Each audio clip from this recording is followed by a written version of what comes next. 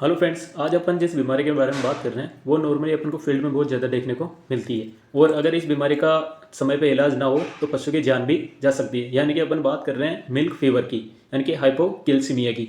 अब इस कंडीशन में क्या क्या सिम्टम आते हैं, इसका क्या ट्रीटमेंट है, अपन को किन किन बातों का ध्यान रखना चाहिए और इसकी क्या क्या स्टेज है, अपन डिटेल से बात करते हैं। तो फर्स्ट अपन बात करते हैं कि इसकी क्या क्या स्टेज है। तो फर्स्ट स्टेज में की बात करें अपन, तो फर्स्ट स्टेज में पशु ब्याने से लगभग 7 से 8 दिन पहले भी ये मिल्क फीवर हो सकता है, या ब्याने के लगभग 8 से 10 घंटे बाद मिल्क फीवर हो सकता है। और कभी कभी अपन को देखने को मिलता है कि ब्याने के 7 से 8 सप्ताह बाद भी ये मिल्क फीवर अपने पशुओं में हो सकता है। अब अपन इसकी स्टेज की बात करें तो फर्स्ट स्टेज में पशु का तापमान थोड़ा सा बढ़ जाता है और पशु के हाथ बिल्कुल पैर अकड़ जाते हैं, गर्दन अकड़ जाती है। अब अपन सेकेंड स्टेप की बात करें तो ये ब्याने के 10 से 12 घंटे बाद की आती है। अब इस स्टेज में क्या होता है, बिल्कुल पशु का तापमान सामान्य से कम हो जाता है, पशु खड़ा नहीं हो पाता खुद से, साथ में पशु का मतलब है शरीर अकड़ जाता है, वो गर्दन अपने फ्लैंक की तरफ करके बैठ जाता है। और अब इस कंडीशन में थर्ड स्टेज की बात करें तो थर्ड स्टेज में पशु बिल्कुल ज़मीन पे गर्दन टेक के एक टाइप से मरने की अवस्था में पड़ जाता है। अब इस कंडीशन में उसका ट्रीटमेंट करना बहुत ही मुश्किल हो जाता है। अब अपन बात करते हैं कि सिम्टम क्या क्या आते हैं। तो फर्स्ट, इसमें पशु का जो तापमान है वो सामान्य से कम हो जाता है। सेकंड, पशु के पैर अकड़ जाते हैं, गर्दन अकड़ जाती है, जीभ बाहर निकालने लग जाता है, दांतों से किटकिट की आवाज़ आने लग जाती है, और पशु में जो चमड़ी होती है वो सख्त हो जाती है। और इस कंडीशन में जुगलर वेन ढूंढना बहुत ही मुश्किल हो जाता है। और साथ ही में अपन बात करें कि अब इस कंडीशन में अपन को क्या क्या ट्रीटमेंट देना चाहिए और कौन कौन से इंजेक्टिबल्स और आईवी ड्रिप्स कहाँ में लेनी चाहिए। तो फर्स्ट, इस कंडीशन में जो एक रामबाण औषधि है उसको अपन सीबीजी के नाम से जानते हैं, यानी कि कैल्शियम बोरो ग्लूकोनेट। अब सीबीजी देते समय अपन को किन किन बातों का ध्यान रखना चाहिए ये भी अपन बात करते हैं। यानी कि फर्स्ट तो सीबीजी हमेशा अपन अगर पशु को दे रहे हैं तो गर्म करके अपन को देनी चाहिए। अगर पशु का तापमान 101.5 से कम है तभी अपन को सीबीजी देनी चाहिए।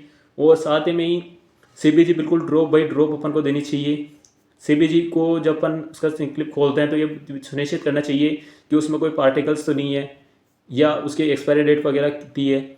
अगर सीबीजी की अपन बात करें तो अगर थोड़े से भी ड्रॉप बाई ड्रॉप या अपन को उसको फास्ट स्पीड से देते हैं तो हार्ट पे सीधा इफेक्ट पड़ सकता है और पशु की मृत्यु भी हो सकती है। तो अपन बात करते हैं कि सीबीजी देते समय अपन को सबसे जो विशेष बात है वो ये है कि सीबीजी का एक विशेष डोज रेट होता है। यानी कि अगर 1 ml अपन सीबीजी दे रहे हैं तो पशु का बॉडी वेट 1 ml पर 1 kg बॉडी वेट पे अपन देते हैं। यानी कि 1 ml 1 kg बॉडी वेट पे, यानी कि पशु का अगर वेट 300 kg है तो 300 ml देंगे, 400 kg है तो अपन 400 ml देंगे। तो ये उसकी डोज की बात हो गई। अब अपन बात करते हैं कि अदर कौन कौन से इंजेक्टेबल्स अपन को देने चाहिए। तो इस कंडीशन में जो कोर्टिकोस्टेरॉइड इंजेक्शन होते हैं जिनका बहुत ही अहम रोल होता है, यानी कि जैसे डेक्सामेथासोन। अब इसके डोज की बात करें तो अगर पशु का वेट 400 से 500 kg के मध्य है तो अपन 5 से 6 ml के मध्य डेक्सामेथासोन आईवी या आईएम अपन दे सकते हैं। अगर इस कंडीशन की बात करें तो अपन को आईएम इंजेक्शन ही यूज़ में लेना चाहिए।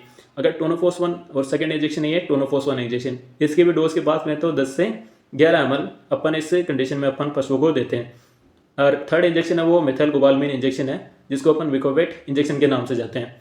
अब इस इंजेक्शन को अपन अगर कोई रेंगटोल या डीएनएस ड्रिप वगैरह अपन इस कंडीशन में दे रहे हैं तो उनमें में मेल्ट करके दे सकते हैं या अपन इसको इंट्रामस्कुलर या आईवी रूट से भी दे सकते हैं।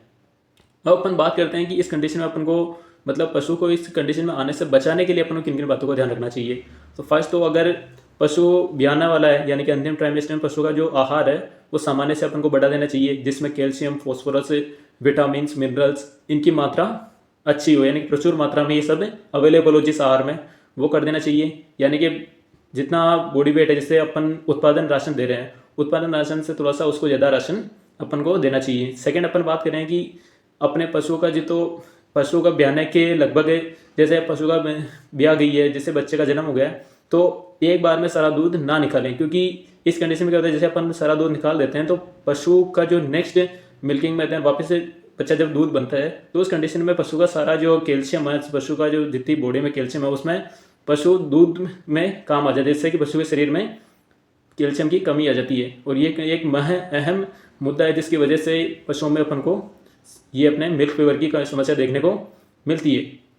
तो ये कुछ बातें जिनका अपन को ध्यान रखना चाहिए कि पशु का एक बार में सारा दूध नहीं निकालना चाहिए। साथ में ही पशु को ब्याने के पश्चात उसको प्रचुर मात्रा में कैल्शियम सप्लीमेंट और जिन पशु चारा हो या दाना वगैरह हो जिसमें कैल्शियम की प्रचुर मात्रा हो वो अपन को देना चाहिए, जिससे कि अपने पशु में जो कैल्शियम की कमी आई है ब्याने के बाद ही तो वो पूरी हो सके।